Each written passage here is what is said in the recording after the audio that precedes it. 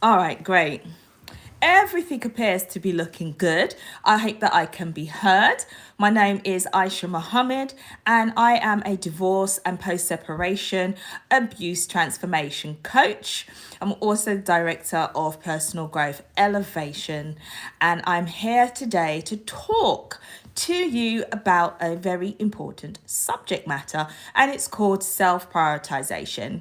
Now, when you've come out of a toxic or a relationship or marriage where there was abuse in its many forms, whether physically, financially, emotionally, psychologically, or spiritually, you would have had the habit, let's say, of prioritizing other people, putting their needs over and above your own, to your own detriment.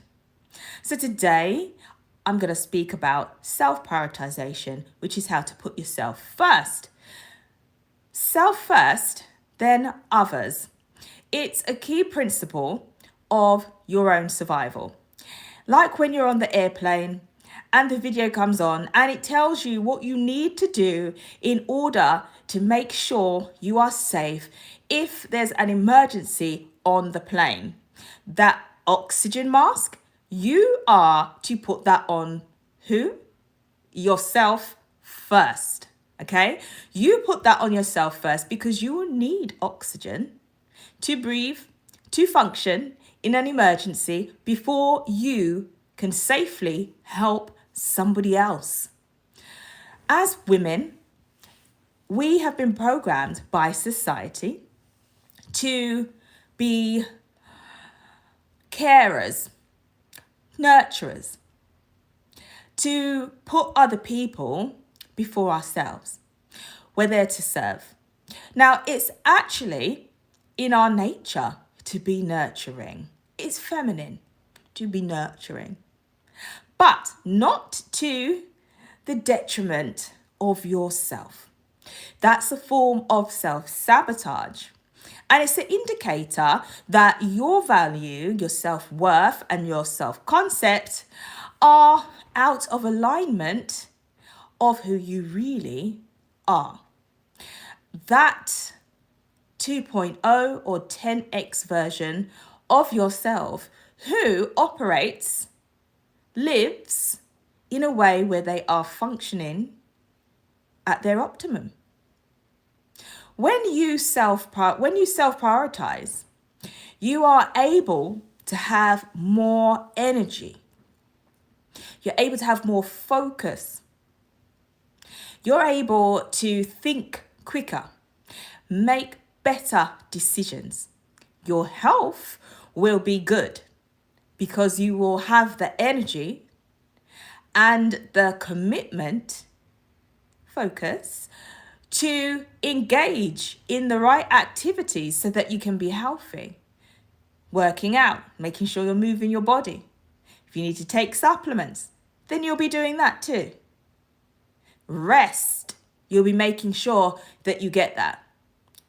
Managing your stress levels, maybe by incorporating a level of mindfulness. Having a healthy lifestyle, whereby you put yourself first. When you do that, you can be your best self. Now, as we know, life is going to life. And what does that mean? There will be many different obstacles, emergencies, challenges that will come. That can potentially take you, off your square, let's say. But when you're self-prioritizing, you will be more whole to be able to stay on that square because you've got the habits and you've got the practices that have come into play by you choosing to self-prioritize. You're going to be able to address those things, to move through those things. Far easier than if we flip the coin and look at when you don't prioritize yourself, which is when you're depleted. You don't have energy. You don't have focus. You find it hard to commit. You find it hard to be consistent. And the way that you view yourself is to serve everybody else and to leave yourself until last. Your energy is drained and depleted, and you're almost neglecting yourself and your own needs. And this is how it becomes to your detriment. Whether you're a mum or a CEO, whether you're a doctor, whether you're a lawyer, whether you're operating on a high level where you need a lot of cognitive power, or whether you're a stay-at-home mom, or whether you're a carer for somebody else, whatever your level of responsibility, you won't be able to serve others, which is something that many women pride themselves on doing, and being the nurturer, in being feminine, is, you can't do those things without falling into disrepair, falling into ill health, falling into not being able to concentrate and focus and be committed to your goals and your aspirations. You won't do that to the same level that you could if you're putting yourself first. Now, many women, they end up carrying the burden of feeling guilty if they put themselves first. And where does this come from? I'd love to know in the comments. Where does the idea come from that if you put yourself first, you're being selfish?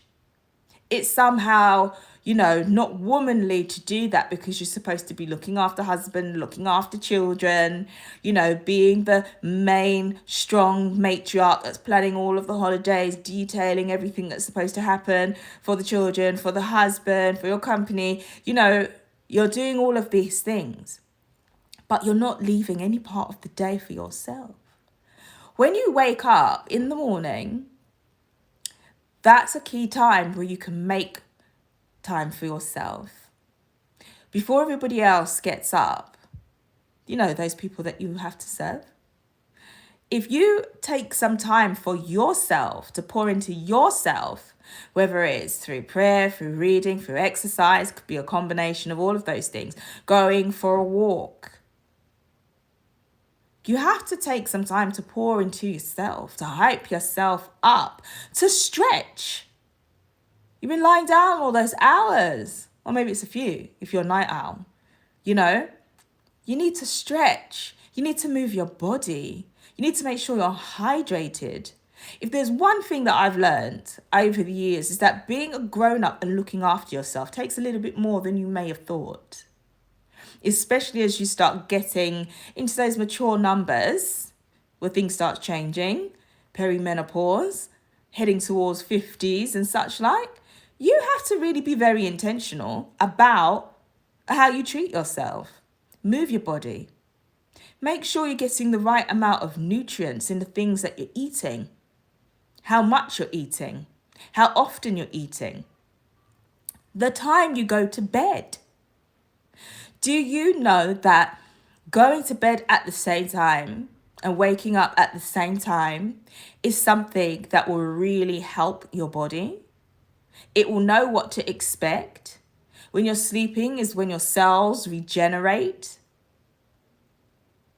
It will become accustomed to having no surprises in you having such a routine. Now, you might not be able to do that depending upon what your lifestyle is like. But you can get the principle and you can apply it to the best of your ability. You have to be so intentional when it comes to prioritizing yourself.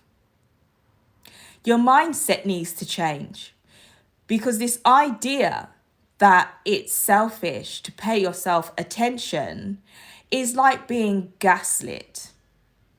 You must come first.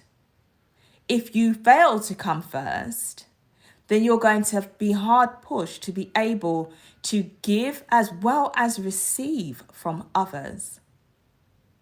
The levels of anxiety is at such a high that NHS waiting lists are longer than they've ever been for people needing therapy and coping mechanisms for anxiety, stressing about a future that has not materialized as yet, procrastinating. The root of is anxiety. Not having a regulated nervous system or tools that you can use when you start to feel anxious. And a lot of these things stem from thoughts, stem from things that need to be addressed, that have just been festering. And sometimes all it needs is a little bit more pressure applied, and then boom, it will bring things to the surface to really compound whatever you're going through already. And then the anxiety levels go through the roof. And that's when we see a lot of crashing out and stuff, as you do on social media, with people that have just come to the brink, that last straw is where they're at. And like a volcano, they're exploding.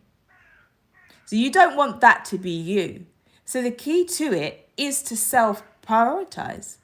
Start with having a morning routine.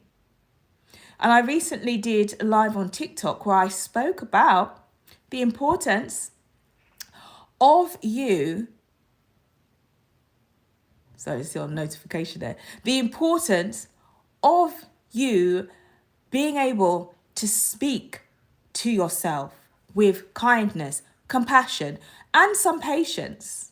Because the inner dialogue that some of you have, be honest, is trash. You talk down to yourself. Oh, you're so stupid. And really self-flagellate to the point where you're ending up feeling stuck because you put yourself down so much. The way you see yourself matters. So your self-concept, how you see yourself, is important. Your value, your worth is so important. And you have to set the tone for that and not look outside for validation from others for you to feel worthy. You have to identify the natural, innate things about yourself that make you feel worthy, know you're worthy, and know your value. That requires time with yourself. You have to make the time to spend time with yourself. It is so important and such a valuable step in self-prioritization. Start with how you talk to yourself. And in therapy, you would have heard that there is the mention of the inner child. That is so important. When it comes to your inner dialogue, imagine that you're talking to the child, that child version of you who would have needed love, understanding, encouragement, but maybe didn't get that. You give it to her now by speaking to yourself with love, with kindness, encouragement, and patience that you are deserving of. This will lead you towards having a greater sense of self-belief. Because this is one of the things why when you say, I'm going to apply for that job, I'm going to start my own business, I'm going to move country, I'm going to pivot from what I'm doing now to something else. Negative Nancy decides to flood your mind with reasons of why it won't work or why you're not good enough or why you shouldn't do it. And you'll also have, outside of your own thoughts, other people that will echo the same thing. So prioritizing yourself also involves strengthening your self-concept and your self-belief and your inner dialogue. There's work that has to be done, and it's so intentional. You have to first start with the decision that this is what you're going to commit to doing, because you know and you understand that once it's done, you're going to be able to do some of the things that you find difficult doing now more easily. But you have to go through it. You have to push through it to get to the other side and to go up a level, so that you can be the 2.0 version of yourself, that 10x version of yourself that does win, that does achieve those lofty things that you talked yourself out of and told yourself is out of reach. You have to draw the line and put yourself first. Once you do that, you will be in a position to be of quality help to not only yourself, not only your children, your family members, but also to those in your place of work, your business, your church, your mosque, your community. And it's important because as women, we bring so much to society, have the power to shape society, not just through our wombs, but also the quality of our thoughts, our skill set. It really starts with us. The world is out of balance because the female is continuously persecuted, and she's learnt to persecute herself in the way she talks to herself, in the way that she views herself, in the way that she is not nurturing, loving, and kind to first herself. So first, self first, then others is a real core principle of self-prioritization. It's not selfish, it is extremely necessary. And it is the thing that will take you from where you are now to where you want to go. It's foundational. So I encourage you today to take a step to put yourself first. When you're running around putting out fires and serving everyone else, ask yourself, what have I done to serve myself today? Have I paid attention to what I have eaten, its nutritional value, the portion size? Have I stretched today? Have I had water today? Have I read? Have I got my steps in? How did I treat myself when I made that mistake? Was I loving, nurturing, kind with my inner dialogue? Did I catch negative Nancy when she tried to tell me that it wasn't going to work and I was wasting my time? This is the work that needs to be done to really start to turn things around. And I believe in you. I believe that you can do it. But it doesn't matter what I believe. It matters what you believe and whether you're ready to make that decision that today's the day you're going to start to prioritize yourself. And it's not about trying. It's about doing it, because you either do it or you don't. So make that decision, make the right decision to start to prioritize yourself today. If you have enjoyed this message, been able to take something from it, and you're going to continue to take actions, then I will be so interested to hear about that. So you can email me at info@personalgrowthelevation.com and let me know about your wins. And if you'd like to work with me, then go to personalgrowthelevation.m for mother, E, and there you'll find all of my offers. So you can choose one that fits with where you are. or you can book a call and we can have a conversation about how I can help you. If you wasn't here from the beginning, my name's Ishea Muhammad and I'm a divorce and personal growth. I am Sorry, another notification. So I'm a divorce and post-separation abuse, I meant to say, transformation coach, and I do deal with personal growth. In doing that, that's why I gave today's topic, because women need help when they come out of these toxic relationships and marriages to be able to reclaim themselves and to be able to go up a degree or two when it comes to this self-leadership. You have to lead yourself.